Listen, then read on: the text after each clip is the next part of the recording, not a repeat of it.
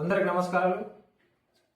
Congress party ఇచ్చినటువంటి మరొక హామీ త్రిపుల్ అలైన్మెంట్ మార్చుతాం మేము అధికారంలోకి రాగానే అని చెప్పేసి అక్కడ ఉన్నటువంటి భువనగిరి మున్సిపాలిటీలోని రాగిరి ప్రాంతంలో ఉన్నటువంటి రైతులకు వారు ఇవ్వడం జరిగింది.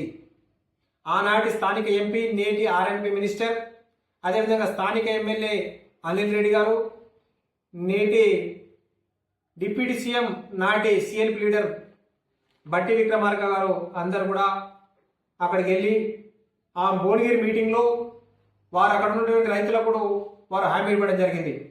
మేము అధికారంలోకి రాగానే త్రిపుల్ అలైన్మెంట్ను మార్చి ఈ భువనగిరి మున్సిపాలిటీ పరిధి అవతల నుంచి వంగపల్లి ప్రాంతం నుంచి పోయే విధంగా మేము చేస్తాం, కేంద్ర ప్రభుత్వంతో మాట్లాడని చెప్పేసి వారు చెప్పడం జరిగింది.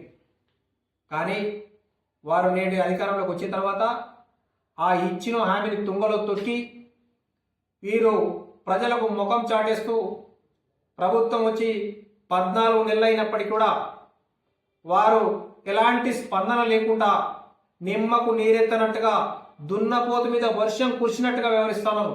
అక్కడ నుండి రైతులందరూ కూడా ధర్నాలు చేస్తూ ఉంటే, బాధపడతా ఉంటే, నిరసన వ్యక్తం చేస్తూ ఉంటే కూడా వారు కనీసం స్పందించట్లేరంటే వారికి అధికారం తప్ప, వారికి ప్రజల యొక్క ఆర్తనాదాలు కావచ్చు, రైతులకు సంబంధించినటువంటి వారి గోస కావచ్చు, వారికి ఇచ్చినటువంటి హామీలు కావచ్చు, వారికి కనపడతలేదు. రైతులంతా బాధపడతా ఉంటే ఈ రైతు వ్యతిరేక కాంగ్రెస్ ప్రభుత్వం ఇలా ఎంజాయ్ చేస్తూ ఉన్నది. ఇలా వారు రైతులంటేనే కాంగ్రెస్కు వ్యతిరేకంగా కనపడతా ఉన్నారు. వారికి ఎలాంటి ఇచ్చినటువంటి హామీలు ఏదైనా అంటే అది రైతు భరోసా కావచ్చు, 15,000 ఇస్తామని చెప్పడం, పెట్టుబడి సాయాన్ని తో పాటు అదేవిధంగా రైతు కూలీలకు ఇస్తున్నటువంటి 12,000 రూపాయలే కావచ్చు. అదేవిధంగా ఈ 2 కాలాల నుంచి వారు ఇవ్వకపోగా 2 పంటలు కూడా వెగ్గొట్టి అక్కడ నుండి అలైన్మెంట్ కూడా మారుస్తామని చెప్పేసి బాధపడుతున్న రైతులకు కూడా, ఎందుకంటే రైతులందరూ కూడా విలువైన భూములు, హైదరాబాద్ ప్రాంతానికి చాలా దగ్గరగా ఉన్నటువంటి భూములు, వారి భూములు ఇదివరకే గతంలో అక్కడ ఉన్నటువంటి రాగిరి బైపాస్లో దాదాపుగా 150 ఎకరాలు పోయింది. అదేవిధంగా మరొక 100 ఎకరాలు రాయగిరి ఫ్లైఓవర్ ఆ సంబంధించిన రోడ్డుకు సంబంధించి వెళ్ళిపోవడం జరిగింది. మిగతా ఆ 3,000 ఎకరాలలో 1,500 ఎకరాలు ఆల్రెడీ గుట్టలు ఉండడం జరిగింది. అక్కడ ఇంకా ఉన్నటువంటి మిగిలిన భూమి మొత్తం ఆ త్రిపుల్ పోతే రాగిరిలో పూర్తి వ్యవసాయ భూమి లేకుండా మొత్తం శూన్యమయ్యే పరిస్థితి కనపడతా ఉన్నది. రైతులకు తీవ్ర నష్టం జరిగే ప్రయత్నం కనపడతా ఉన్నది.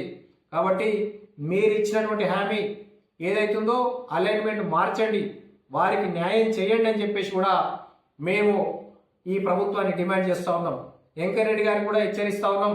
మీరు దొంగ హామీలు ఇచ్చేసి, మోసపు హామీలతోటి, ఇలాంటి కాంగ్రెస్ పార్టీ ఇచ్చినటువంటి 420 హామీలతో పాటు ఇలాంటి లెక్కకు లేని హామీలు ఇచ్చేసి మీరు అధికారంలోకి వచ్చిన తర్వాత ఇలా తప్పించుకొని తిరగడం అంటే, ఈ 3 ఏళ్ళు తప్పించుకొని తిరగవచ్చు, కానీ మళ్ళీ ఎలక్షన్లు వచ్చిన తర్వాత మీ అడ్రస్ లేకుండా మీ ప్రభుత్వం కావచ్చు, మీ పార్టీ కావచ్చు, దేశంలో ఆల్రెడీ కనుమరుగైపోతా ఉన్నది, ఇక్కడ కూడా ఉండకుండా పోతుందని చెప్పేసి కూడా మేము హెచ్చరిస్తా ఉన్నాం. మీరు నెరవేర్చకపోతే ఈ ప్రజల చేతిలో, మీరు ఇచ్చినటువంటి హామీ ఇచ్చినటువంటి రాగిరి ప్రాంత, భువనగిరి ప్రాంత ప్రజల చేతిలో మీరు చావు దెబ్బలు తినక తప్పదని చెప్పేసి కూడా మీకు మరోసారి హెచ్చరిస్తా ఉన్నాం. మీకు డిమాండ్ చేస్తా ఉన్నాం.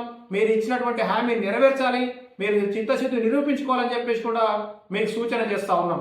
అందరికీ నమస్కారం.